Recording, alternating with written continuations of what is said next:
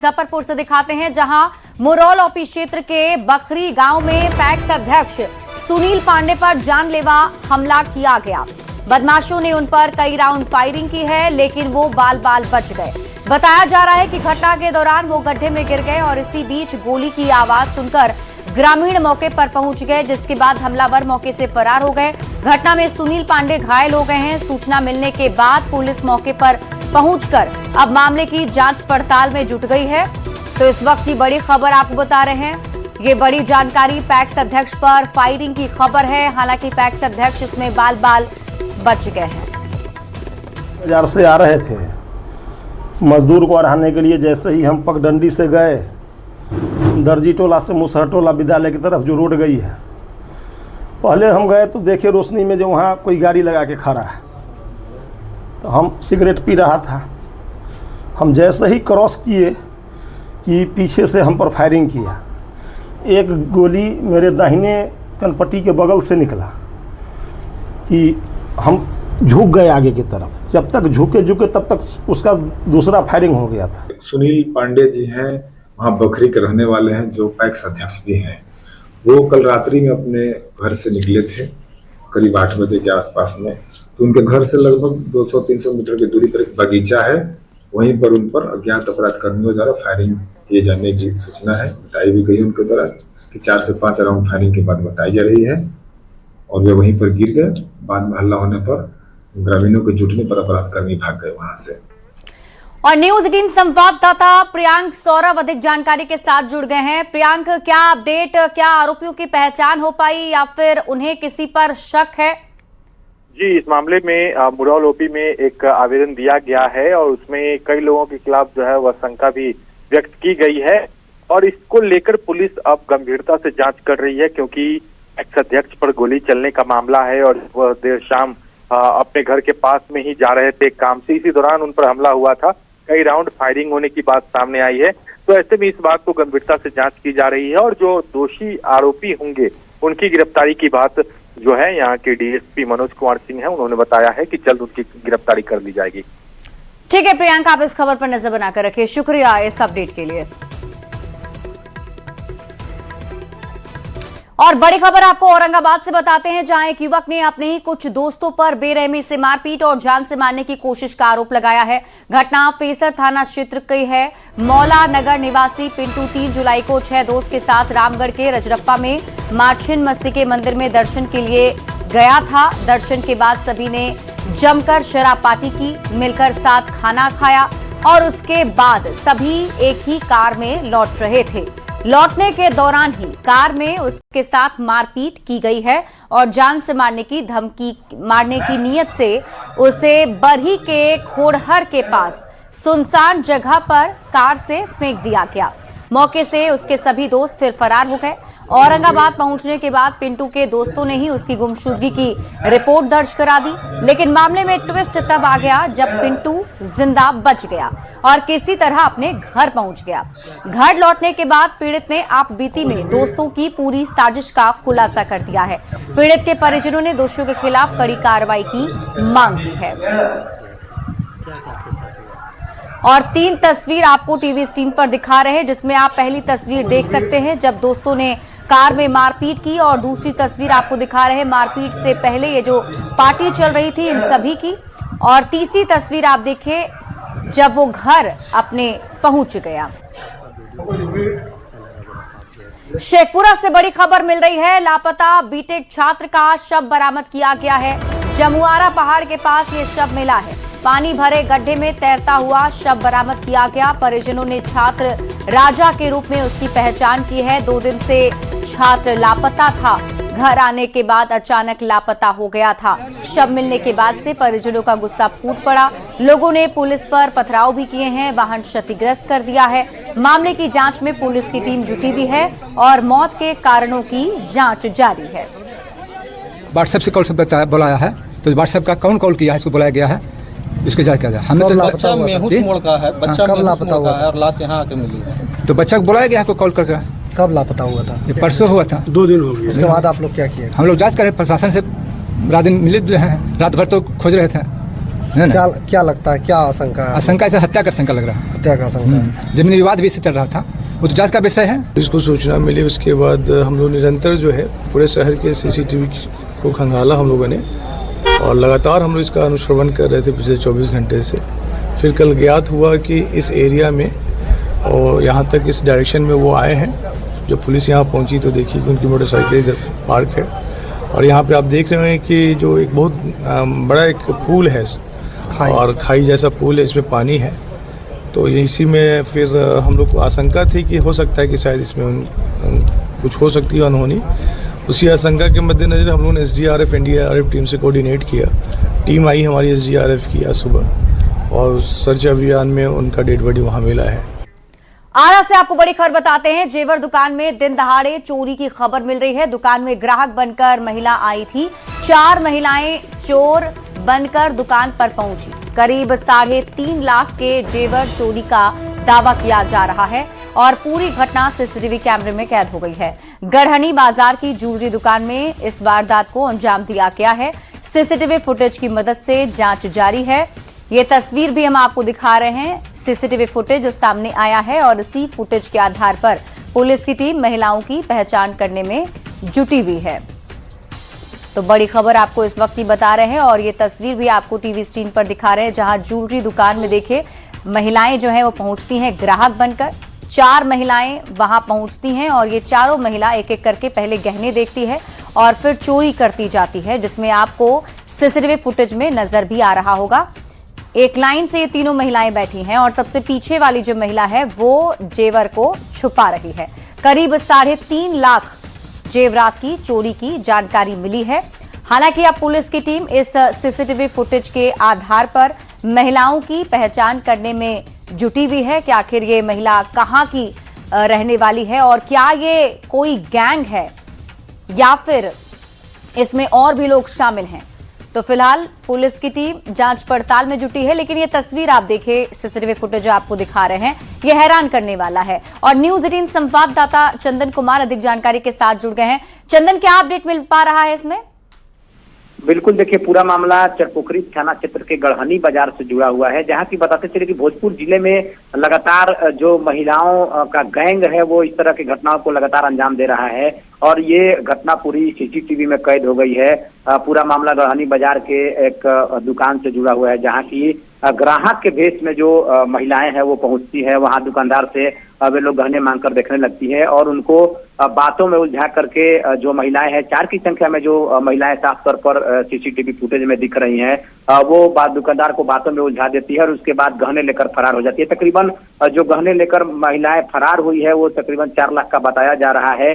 और ये जो पूरा मामला है उसको लेकर के जो पीड़ित दुकानदार है उसने चरपोखरी थाने में आवेदन दिया है और पुलिस से कार्रवाई की मांग की है। लेकिन स्थानीय लोगों की अगर बात करें तो सीधे तौर पर स्थानीय लोग लगातार ये आरोप लगा रहे हैं कि इस तरह के जो बाजार है उस पर इस तरह के जो गैंग के महिलाएं हैं वो लगातार घटनाओं को अंजाम दे रही है। और ये बाहर ऐसी महिलाएं बताई जा रही हैं जो कि हर समय ग्राहक बनकर के दुकान में पहुंचती हैं, दुकानदार को बहला फुसलाकर बातों में उलझा करके और इस तरह के काम को अंजाम देती है। और एक बार फिर से ये मामला सामने आया है। हालांकि पुलिस के अनुसार जो दुकानदार है उसने आवेदन दिया है और आवेदन के बाद पुलिस कार्रवाई करने में जुटी हुई है। सीसीटीवी के आधार पर उनकी गिरफ्तारी के प्रयास में लगी हुई है। जी ठीक है चंदन, आप इस खबर पर नजर बनाकर रखिए। शुक्रिया इस अपडेट के लिए।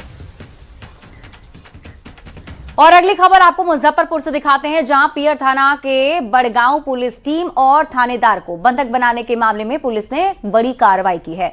मामले में 8 लोगों को गिरफ्तार कर लिया गया। पुलिस ने मामले में इससे पहले एक चर्चित कॉमेडियन यूट्यूबर को भी गिरफ्तार किया था। मामले में 54 नामजद और कई अज्ञात के खिलाफ केस दर्ज है। अन्य की गिरफ्तारी के लिए लगातार छापेमारी जारी है। घटना 6 फरवरी 2026 की है, जब डीजे गाड़ी को रोकने को लेकर पुलिस और वहां के स्थानीय सरपंच के बीच बहस हुई थी, जिसके बाद पुलिस पर सरपंच की पिटाई करने का आरोप लगा, जिससे आक्रोशित लोगों ने पुलिस की गाड़ी को तोड़ दिया। पियर थाना में दिनांक 6/2/26 को एक घटना हुई थी, जिसमें अज्ञात 54 नामजद और अज्ञात लोगों द्वारा रोड जाम करके और थाना प्रभारी को के घर में बंद किया गया था और गाड़ियों की तोड़फोड़ की गई थी, साथ ही साथ रोड जाम किया गया था। उक्त कांड में छापेमारी करके आज 8 लोगों को गिरफ्तार कर न्यायिक हिरासत में किया जा रहा है पूर्व में एक अभियुक्त को गिरफ्तार पहले भी किया जा चुका है। अन्य लोगों की गिरफ्तारी हेतु छापेमारी की जा रही है।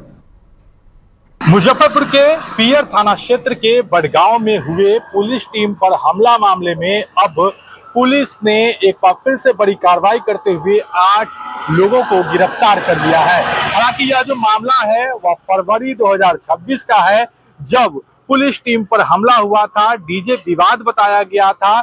वहीं वहां के स्थानीय सरपंच की पिटाई की भी बात सामने आई थी, काफी विवाद हुआ था। इस मामले में कुछ महीने बाद एक चर्चित यूट्यूबर को भी गिरफ्तार किया गया था, लेकिन अब पुलिस ने इस मामले में फिर से कई लोगों को गिरफ्तार किया है। 8 अन्य लोगों को गिरफ्तार किया है। वहीं 54 लोग जो नामजद है, जिसमें से अब तक 9 लोगों को गिरफ्तार कर लिया गया है, बाकी लोगों की तलाश अब तक जारी है।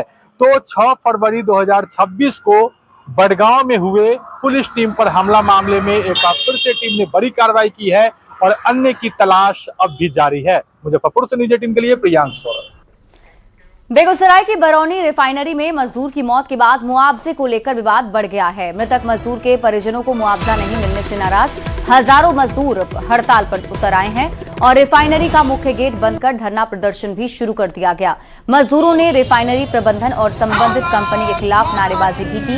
मजदूरों का कहना है कि 29 मई को काम के दौरान श्याम सुंदर पाठक गंभीर रूप से घायल हो गए थे और इलाज के दौरान उनकी मौत हो गई थी। आरोप है उस समय परिजनों को 17 लाख रुपए मुआवजा देने का आश्वासन दिया गया था, लेकिन अब तक राशि नहीं दी गई। नाराज मजदूरों ने मुआवजा और मांग पूरी नहीं होने पर आंदोलन की चेतावनी दी है।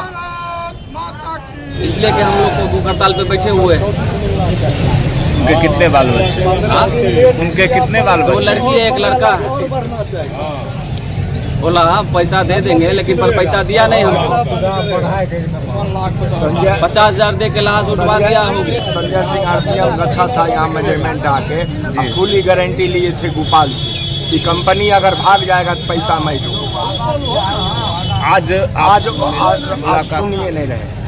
मुलाकात हुई है उनसे? हाँ, मुलाकात हुई है। मेरे हृदय स्थली पर रिफाइनरी, हम अपने बाप दादा हमारे जमीन दिए तब यहाँ पे रिफाइनरी बना और यहाँ के हम वासी हैं। उसके बाद अगर कोई घटना या दुर्घटना होती है तो हमको लाश को दुर्गति करना पड़ता है।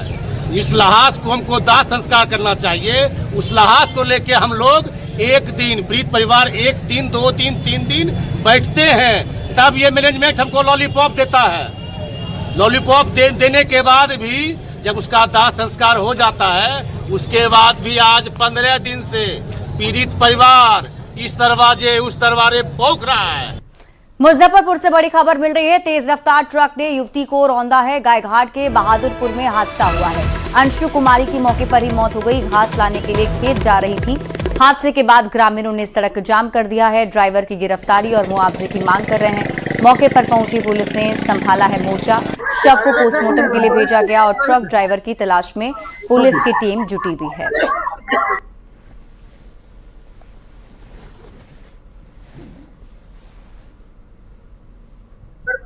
सुबह में मेरे बच्चे भी आ रहा था इधर से, वो कोई बात नहीं हो रहा था।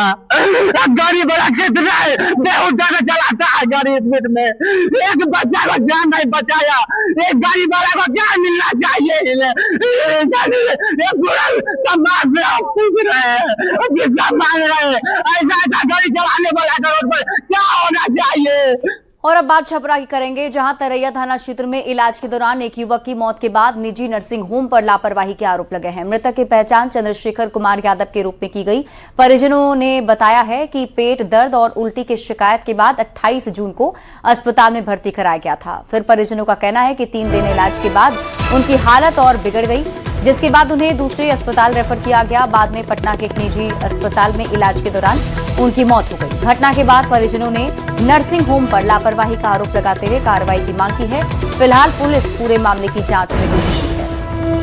तकलीफ भल हम 28 तारीख के रात के यहाँ भर्ती करल बानी आ गलत ट्रीटमेंट के चलते इन्फेक्शन हो गया शरीर में पूरा, इनका मौत हो गई। नाम क्या? शैलेंद्र कुमार यादव। बोलिए। यहाँ के मेन डॉक्टर के ऊपर हम आरोप लगा रहे हैं। हम 28 तारीख को रात को आए थे 10-11 बजे करीब में। वो बोला कि इलाज कर रहे हैं, ठीक हो जाएगा। वो छोड़ने का नाम भी नहीं ले रहे थे। 3 दिन तक रहे थे यहाँ हम। इलाज के चलते ही सब हुआ है और डॉक्टर पर नेम्ड FIR हो, संस्थान सील हो और इनकी डिग्री की जांच हो, और जब तक गिरफ्तारी नहीं होती है तब तक हम लोग यहाँ से 100 नहीं ले जाएंगे। खगड़िया में कोसी नदी के जलस्तर बढ़ते ही कटाव भी शुरू हो गया है। चौथम प्रखंड के सरसबा पंचायत के शिशवा गांव के लोग कोसी नदी से हो रहे भीषण कटाव से परेशान हैं। रोज जमीन कोसी नदी में कटकर विलीन होती जा रही है। कटाव अब गांव के मुहाने पर पहुंच गया है। धीरे धीरे गांव की सड़क कटकर नदी में विलीन हो रही है। जिस तरह से भीषण कटाव शुरू हुआ है उससे शिशवा गांव के अस्तित्व पर भी खतरा मंडराने लगा है। नदी किनारे बसे शिशवा गांव के लगभग 150 परिवार के लोग दहशत के बीच दिन रात गुजारने को मजबूर हैं। मुंगेर के धरहरा में सोशल मीडिया पर एक वीडियो तेजी से वायरल हो रहा है जिसमें एक युवक बाइक पर कई पिस्टल और देसी कट्टे के साथ बैठा हुआ नजर आ रहा है। वीडियो में भी दिखाई दे रहा है कि युवक लड़ैया टांड थाना क्षेत्र का बताया जा रहा है। हालांकि इसकी अब तक कोई आधिकारिक पुष्टि नहीं हुई है। और आपको ये बता दें कि इस पूरे मामले पर अब पुलिस की टीम कार्रवाई के मूड में है। इस तरह बात अगली खबर की। बांकीपुर में विधानसभा उपचुनाव के लिए आज से नामांकन शुरू हो चुका है और इसके साथ ही सियासी पारा भी चढ़ने लगा है। कल तक जो विपक्ष बीजेपी को पछाड़ने के लिए एकजुट होने का दावा कर रहा था, आज विपक्षी गठबंधन में ही खाई बढ़ती दिख रही है। आरजेडी ने बांकीपुर सीट पर अपनी दावेदारी जता दी। पार्टी प्रवक्ता मृत्युंजय तिवारी ने कहा कि बांकीपुर से आरजेडी अपना उम्मीदवार उतारेगा। हालांकि अंतिम फैसला पार्टी के आला नेता लालू प्रसाद और तेजस्वी यादव करेंगे। बांकीपुर सीट पर जो विधानसभा का उपचुनाव होना है 30 तारीख को, इस पर राष्ट्रीय जनता दल अपना उम्मीदवार देगी। राष्ट्रीय जनता दल के उम्मीदवार 2025 के विधानसभा चुनाव में भी 44,000 लगभग वोट लाए थे। मुख्य विपक्षी दल है, धरातल पर सबसे मजबूत बड़ी पार्टी राष्ट्रीय जनता दल है। बाकी फैसला नेतृत्व को करना है, लेकिन ये तय है कि विधानसभा का जो उपचुनाव हो रहा है बांकीपुर में, उसमें राष्ट्रीय जनता दल के उम्मीदवार होंगे। इसमें कहीं कोई शक शंका नहीं है। बांकीपुर सीट पर कांग्रेस का दावा सबसे मजबूत बनता है। बांकीपुर सीट कांग्रेस की पारंपरिक सीट रही है, इसलिए इंडिया गठबंधन के जो तमाम दल हैं, सहयोगी दल हैं, उन्हें इस पर निर्णय लेना है। हमें अकेले निर्णय नहीं लेना है। और अगर इंडिया गठबंधन का कोई दल बिना सहयोगी दलों से बातचीत किए उस पर अपना दावा कर रहा है या अपने उम्मीदवार की घोषणा कर रहा है, इसका मतलब है कि वो इंडिया गठबंधन से अलग है, वो बाकी दलों को महत्व नहीं दे रहा है। तो हम वैसे किसी सहयोगी को महत्व देने के लिए विवश नहीं है, मजबूर नहीं है। वहां हमारी मजबूत दावेदारी है। तो बांकीपुर विधानसभा उपचुनाव को लेकर विपक्षी दलों में सिर्फ टवल शुरू हो गया है। जिस कांग्रेस के नेता कल तक प्रशांत किशोर को समर्थन देने की वकालत कर रहे थे, उसी कांग्रेस ने अब अपना उम्मीदवार उतारने की बात कह दी है। तो सहयोगी आरजेडी भी ताल ठोक रहा है। ऐसे में चुनाव से पहले ही कांग्रेस आरजेडी में भिड़ंत पर एनडीए नेताओं ने जोरदार पलटवार किया है। बीजेपी और जेडीयू के नेताओं ने कहा है कि विपक्ष की लड़ाई एनडीए से नहीं बल्कि उनकी आपस में ही लड़ाई है और ऐसे में बिखरे विपक्ष पर जनता कभी भरोसा नहीं करेगी, एनडीए को ही अपना समर्थन देगी। बांकीपुर में विपक्ष की लड़ाई भाजपा से नहीं आपस में है। जन सुराज अलग उम्मीदवार उतार रहा है, राजद अलग दावा कर रहा है और कांग्रेस भी मैदान में उतरने की बात कर रही है। जिस महागठबंधन में नेता, नीति और नियत पर ही सहमति नहीं है, वह भाजपा को क्या चुनौती देगा? चाहे वो तेजस्वी यादव हो या कांग्रेस हो। तेजस्वी यादव तो यूरोप के यात्रा पे चले गए और कांग्रेस पार्टी तो पहले से ही बिखरी हुई है। दोनों में सिर्फ टोवल चल रहा है। तो बांकीपुर से जनसुराज के उम्मीदवार प्रशांत किशोर ने कहा कि बांकीपुर की जनता पढ़ी लिखी और समझदार है। ऐसे में ये चुनाव ना सरकार बनाने के लिए है, ना विधायक बनाने के लिए। अगर बिहार की राजनीति में बदलाव होना है तो इसी उपचुनाव से बदलाव की शुरुआत होगी। चुनाव हो रहा है इसलिए कि ये भाजपा का सो कॉल्ड इतना बड़ा किला है जिसको जहां भाजपा को हराया नहीं जा सकता है। इसलिए क्योंकि मैं समझता हूं कि बिहार के सबसे पढ़े लिखे, सबसे प्रबुद्ध, सबसे समृद्ध मतदाता बांकीपुर में रहते हैं। तो अगर बिहार में परिवर्तन होना है, बदलाव होना है, तो बिहार के सबसे पढ़े लिखे समृद्ध लोग अगर उस अभियान के, उस प्रयास का हिस्सा नहीं बनेंगे तो बिहार में बदलाव कैसे होगा। मेरा ऐसा विश्वास है कि बिहार के सबसे प्रबुद्ध और समृद्ध मतदाता बिहार में एमएलए बनाने के लिए नहीं, सरकार बनाने और हटाने के लिए नहीं, बिहार में एक नई राजनीतिक शुरुआत के लिए वोट करेंगे और निश्चित तौर पर उनके सामने अब एक विकल्प है, उस विकल्प के पक्ष में वो खड़े होंगे, ऐसा मेरा विश्वास है।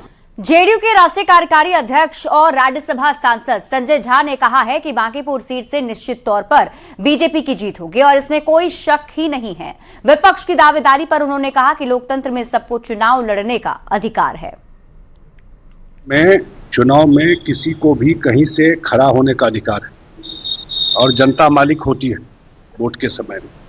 जहां तक बांकीपुर के चुनाव का बात है, ये पूरे बिहार के लिए इतनी बड़ी प्रतिष्ठा की बात है कि बिहार के ये आदमी जो नेता है उनको राष्ट्रीय अध्यक्ष बनाया गया भारतीय जनता पार्टी, और बांकीपुर में एनडीए जो हम लोगों को फीडबैक है, जो जानकारी है, बहुत बड़े मार्जिन से चुनेगी।